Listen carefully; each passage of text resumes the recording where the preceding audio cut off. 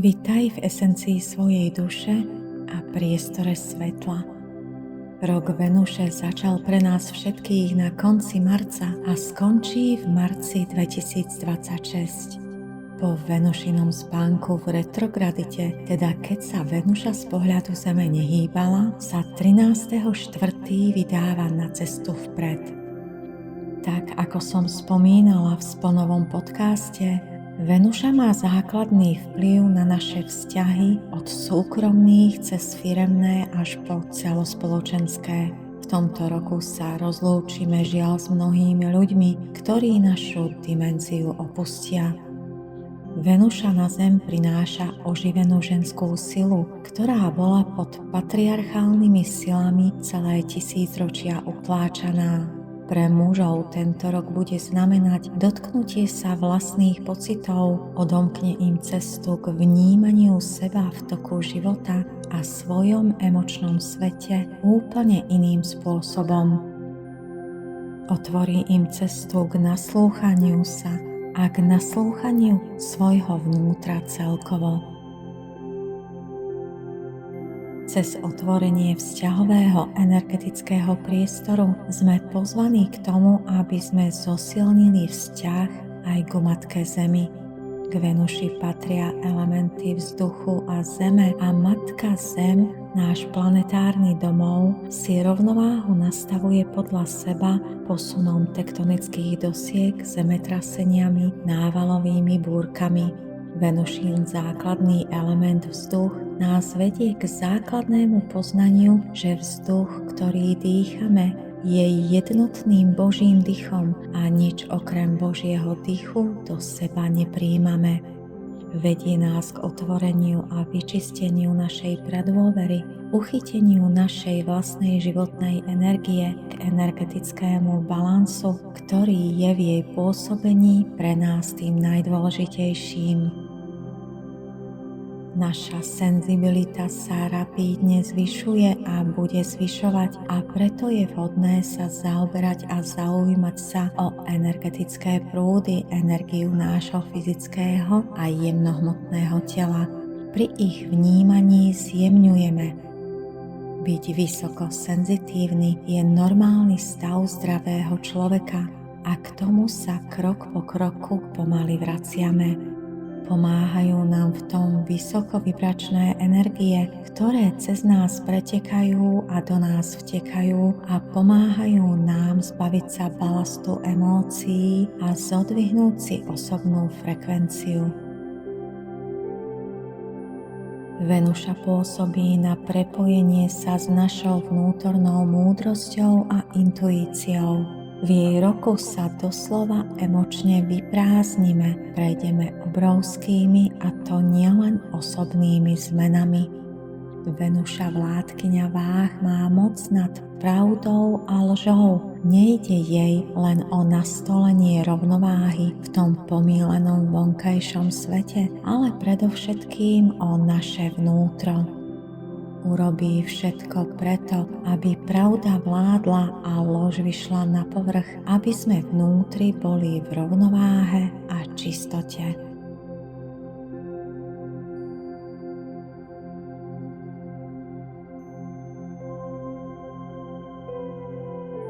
Venuša vládne kráse a láske, miluje a podporuje maličké prejavy láskavosti. Jej odvrátenou stránkou alebo tvárou, keď nie je v balanse, je namiesto prekrásnej a milej vyrovnanej energie, energiou fúrie. Je nepríjemná, hlasná a každý o nej vie, že jej chýba pokoj, vyrovnanosť a harmónia. Nepripomína ti to náhodou súčasný stav Matky Zeme, ktorá sa ozýva čoraz hlasnejšie? Všetko, čo je alebo bolo dlhodobo potláčané, potrebuje byť videné a liečené a už ti je asi jasné, že Venuša k tomu prináša obrovské emočné čistenie až pod kožu s presne smerujúcimi pocitmi a výzvami. Všetká nerovnováha v živote sa ti teraz bude ukazovať veľmi rýchlo na fyzickej úrovni. Prehovárať k tebe budú orgány a pokožka, ktorá je tlmočníkom vnútorných emočných smetných košov. Takisto močový mechúr, ktorý je symbolom odpustenia a opustenia starého, symbolom držania sa v starom, neprijatia nových ciest. Venuša je prepojená aj s obličkami, pretože obličky sú o vzťahoch a teda jej éra súvisí s odpustením týkajúcim sa vzťahov. Keď hovorím o vzťahoch, tak vždy na prvom mieste mám na mysli vzťah ku sebe, ktorý je tým najzákladnejším vzťahom.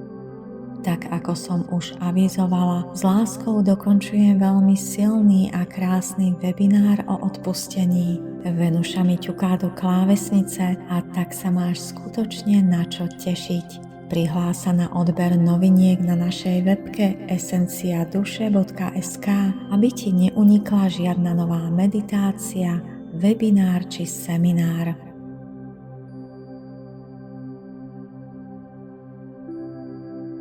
Sme v roku nielen vzťahového, emocionálneho, ale aj fyzického detoxu. Každá nerovnováha bude veľmi zreteľná, tá vonkajšia aj tá vnútorná. Keďže mnoho ľudí bude v odpore voči zmenám a čisteniu, budú mať oslabený imunitný systém, pretože budú vyčerpaní z boja proti zmenám. Zapamätaj si, že zmeny nezastavíš ani v osobnom živote, ani na globálnej úrovni a bojovať proti nim je pre teba iba vyčerpaním. Nič iné okrem vyčerpania, únavy a sklamania ti to neprinesie.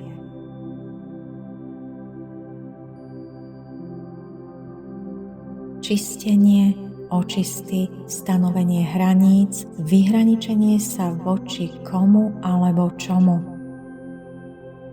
Venuša ťa bude celý čas viesť k tomu, aby tvoja vnútorná čistota bola tak dôležitá ako tvoja rovnováha a aby si dosiahol čo najväčší možný balans a harmóniu medzi telom, duchom a dušou. Iba takto je možné ostať vo vlastnej sile a cez ňu ustáť všetko, čo na nás čaká.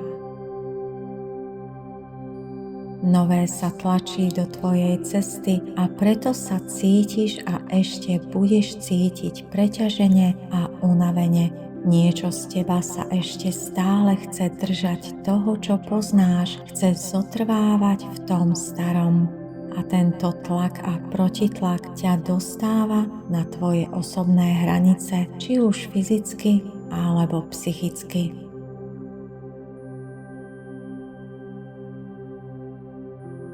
Energetické hranice, čistenie a ochrana. Venuša ti nedovolí klamať seba alebo ostatných a ak to budeš robiť, budeš počuť silný hlas svojej duše, ktorá si neželá, aby si takto fungoval. Naučí ťa ceniť si to, čo je v tvojom živote skutočne dôležité, aj keď peniaze na fungovanie v tejto dobe potrebujeme všetci. Pred peniazmi je láska, zdravie, čisté vzťahy a myseľ, priatelia.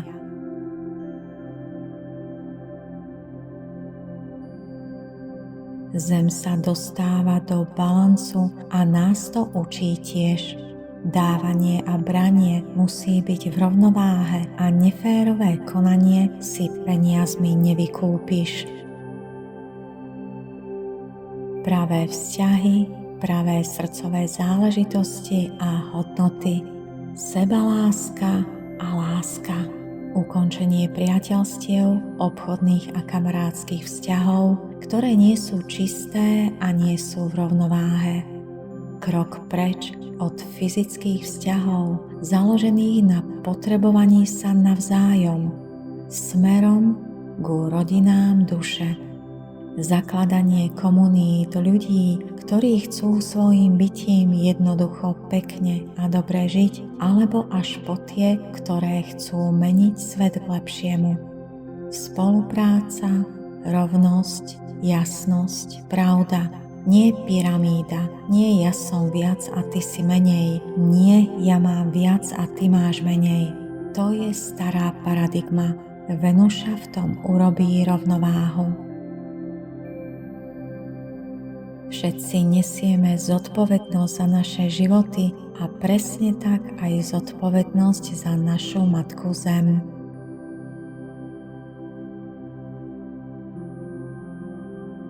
Venuša dostala od Boha nášho vesmíru do rúk obrovské váhy a teraz je jej čas, pracuje nepretržite 24/7 na vyrovnávaní a posúva klamstvo do pravdy, disbalans do rovnováhy a tmu do svetla. Krása jarných púčikov, krása kvetov, ale aj bohaté šťavnaté ovocie patria k Venuši.